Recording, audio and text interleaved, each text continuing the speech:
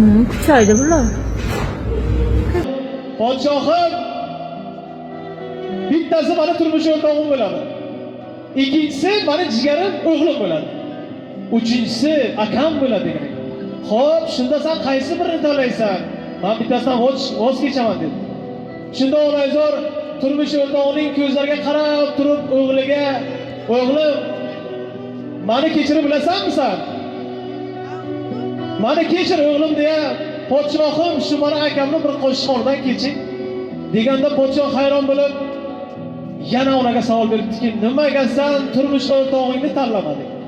Nimaga sen yuragingda bir bo'lagi o'g'lingni tanlamading? Nimaga akangni tanlading?" deganida Onaizor aytdiki, "Podshohim, er topiladi, farzand tug'ilaveradi, lekin meni akam, jigarim bu dunyoda qaytib topilmaydi-ku" degan ekan.